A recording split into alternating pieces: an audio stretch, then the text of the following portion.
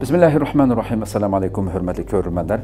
İstiklal günlük haberlerimizi görüşlerine karşı alımız. Ben Abdullah Yalğun.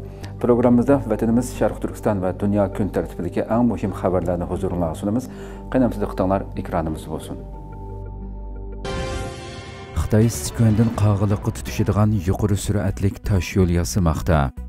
Xitoy Sharq Turkistonni butunlay xitoylashtirish, Sharq Turkistonning tabiiy boyligini Xitoyga yo'tkashni tezlatish va Xitoy oqqullarni ko'chirib kelishni kuchaytirish uchun Sharq Turkiston bilan Xitoy o'lkalari orasida havo va quruqlik qatnashini davomli ko'paytmoqda bo'lib, buning jumlasidan Sichuan Yaandan Sharq Turkistonning qag'iliqqa tutishadigan yuqori sur'atlik tosh yo'l qurilishining Sichuan bo'lagi Kangding Pauma teg'i 1-nomerlik tonelning o'ng toneli tutashtirilgan.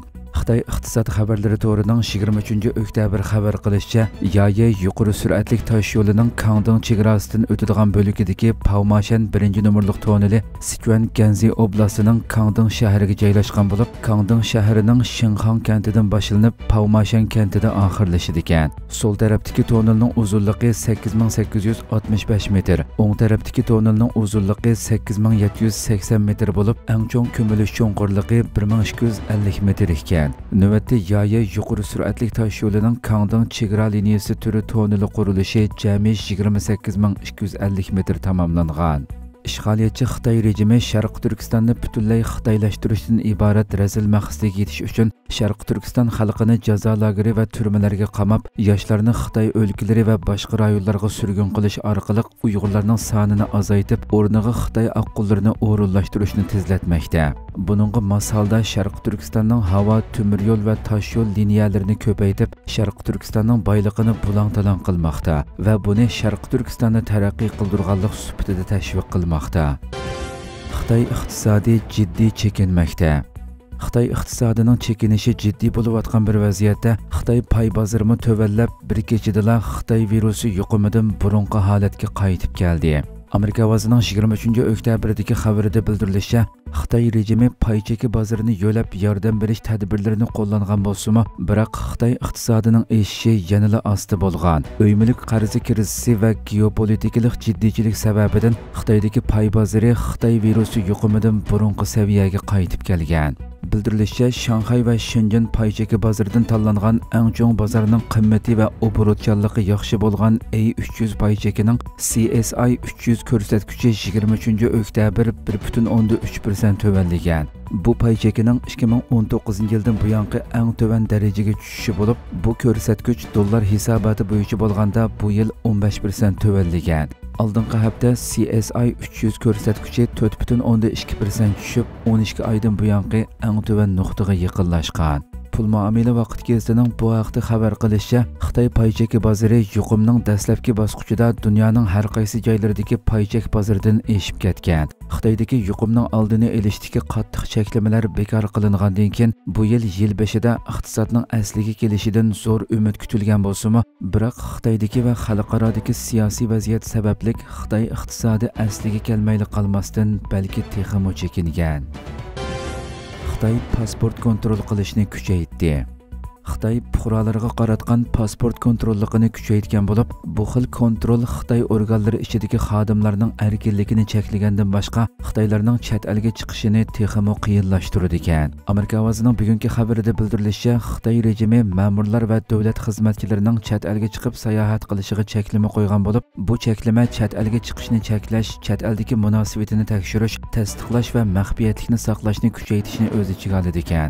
Bu cheklamalar yuqori darajalik amaldorlarga qaratilmay, odatdagi ma'murlar va davlat korxonalarining xizmatchilariga qaratilgan. Mutaxassislar bu cheklamalar Xi Jinpingning G'arb bilan bo'lgan munosabati va amaldorlarning G'arbning ta'siriga bo'lgan andisi sababli Xitoy rejimining bexatarligini maqsad qilganligini bildirishgan. Kuzatuvchilar Xitoyning o'tgan 2-3 yil davomida pasportni cheklash siyosatini barg'ancha kuchaytirganligini, navbatda odatdagi ma'murlar, bank xizmatchilari, o'qituvchilar, doktorxona xodimlari, sug'urta va pul muomala bilan shug'ullanuvchilargacha kengaytganligini bildirishgan. G'arb davlatlari Isroiliyani insonparvarlik qonuniga rioya qilishga chaqirdi. G'arb davlatlari rahbarlari Isroiliya bilan Hamas o'rtasidagi urush to'g'risida silliq yig'in o'tkazgan bo'lib, yig'inda Isroiliyani qo'llaydiganligini qayta ta'kidlagan mazkur amaldorlar Isroiliyani fuqarolarni qo'g'dashni o'z ichiga olgan xalqaro insonparvarlik qonuniga amal qilishga chaqirgan. Mustaqil to'rining 23 oktyabr xabar qilishicha, G'arb davlatlarining rahbarlari Isroiliya bilan Hamas o'rtasidagi urush to'g'risida silliq yig'in ochgan bo'lib, to'ri yig'iniga Amerika prezidenti Joe Biden, Kanada bosh ministri Justin Trudeau, Fransiya prezidenti Emmanuel Macron, Germaniya bosh ministri Olaf Scholz, Italiya bosh ministri Giorgia Meloni va Angliya bosh vaziri Rishi Sunak qatorliqlar ishtirok qilgan.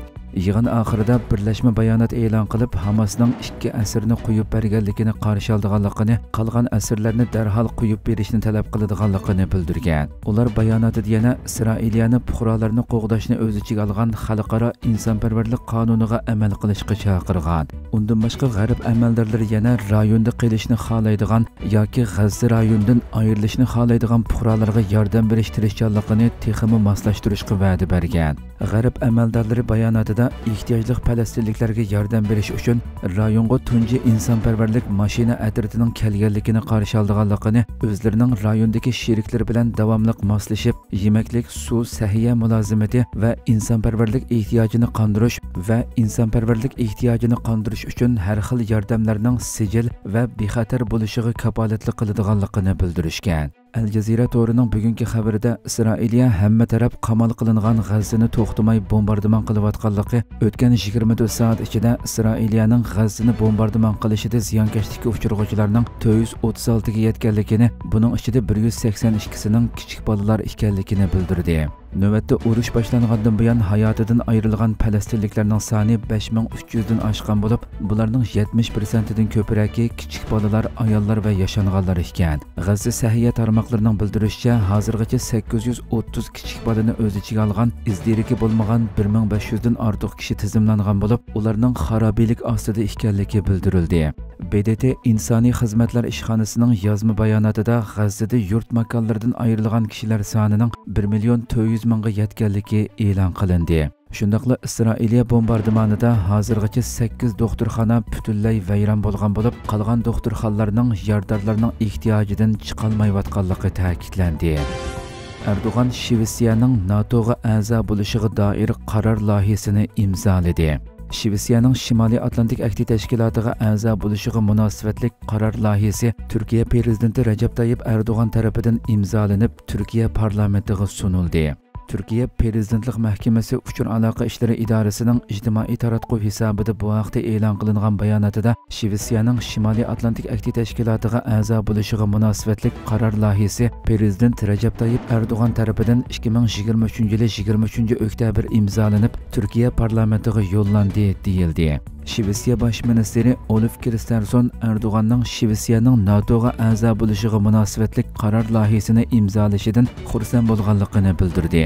Kristersson ommaviy o'rtoqlashish to'rbetidagi sahifasida bu haqda e'lon qilgan bayonotida Turkiya prezidenti Rajab Tayyip Erdo'g'anning Shvetsiyaning NATOga a'zo bo'lishiga munosabatlik qaror loyihasini imzolab, Turkiya parlamentiga sunganligidan intayin xursandmiz. Endi navbat Turkiya parlamentiga keldi. NATOga a'zo bo'lishni to'rt ko'z bilan kutyapmiz dedi. NATO bosh kotibi Jens Stoltenberg bu haqda Shvetsiyaning NATOga a'zo bo'lishiga munosabatlik qaror loyihasining Turkiya parlamentida tez ovozga qo'yilishini va Shvetsiyaning pat yaqinda NATOga a'zo bo'lishini to'rt ko'z bilan kutyapmiz. Hafta oxirida prezident Rajab Tayyip Erdo'g'an bilan ko'rishgandimi aytganimdek, Shvetsiyaning NATOga a'zo bo'lishi barliq ittifoqdosh davlatlarni texmi mustahkam va texmi bexatar qiladi dedi.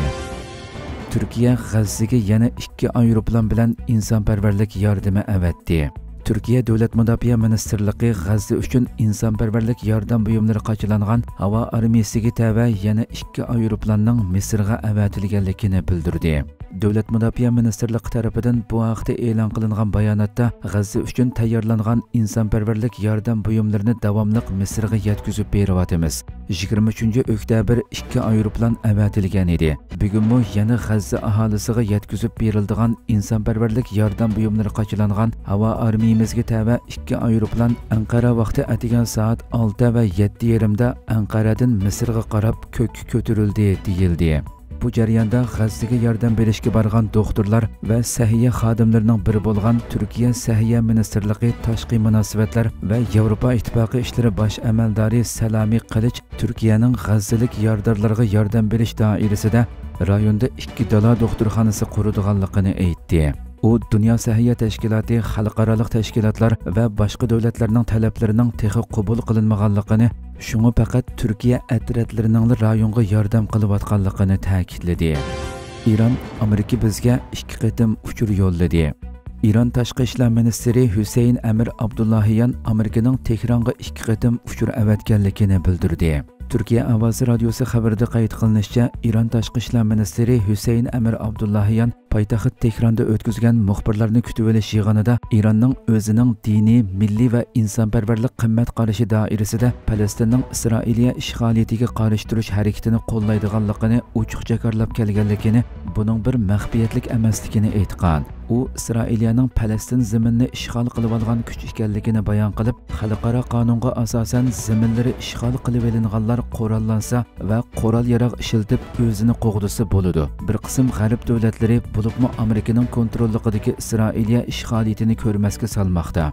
Ular Hamas va Falastin qarshilik ko'rsatish harakatini ayblashning ko'yida degan. Abdullahiyan Amerika va g'arb davlatlarining Hizbullahga Isroiliyaga qarshi yangi front ochmaslik to'g'risida hozirga qadar o'nlagan uchur avatganligini bildirib, Amerika Ironga 2 qatim uchur avatdi. Birinchisida ular biz urushni kengaytirishni xohlamaymiz dedi. Ikkinchisida Irondan o'zini tutib olishni talab qildi. Amerika urushni kengaytirishni xohlamaydiganligini ilgari surayotgan bo'lsa-mu, ammo yana bir tarafdan 2 hafta ilgari avatgan qurollar bilan falastinlik fuqarolar, bolalar va ayollarga qilinayotgan G'azzadagi hujumlarni qo'llaydiganligini isbotladi. Men bu yerdan Amerika prezidenti Jo Baydenga xitob qilaman. Riyokorlikqa xotimi ber. Saylam raqobati jarayonida dunyoga va'da qilgan kishilik huquq mushumidi deganlarni qayd qilgan. İstanbulda o'tkazilgan xalqaro yig'inda Sharq Turkiston tonishtirildi. Ash-Sharq 7-ci qatimliq yoshlar muhokama yig'inida Sharq Turkistonning navbatdagi vaziyati tunishtirildi. Yig'in 22 oktyabr o'tkazilgan bo'lib, Xalqaro Sharq Turkiston Tashkilotlar birligining bosh kotibi Abdurashid Aminhaji Tashkilotlar birligiga vakolatan taklif bilan qatnashdi. Yig'inda Abdurashid Aminhaji Sharq Turkistonning navbatdagi vaziyatini tunishtirgandan keyin Xitoyning Sharq Turkiston xalqini atalmish terrorlikni yo'qotish nomida keng ko'lamda tutqun qilib, irqiy qirg'inchilik yurgizayotganligini, bolalarni ota-onasidan majburiy ayirib, xitoylashtirib tarbiyalayotganligini, yaqinqi yillar mobaynida tutqun qilingan sonsizlagan kishilarning izdiraksiz yo'qolib ketganligini tafsiliy tunishtirib o'tdi.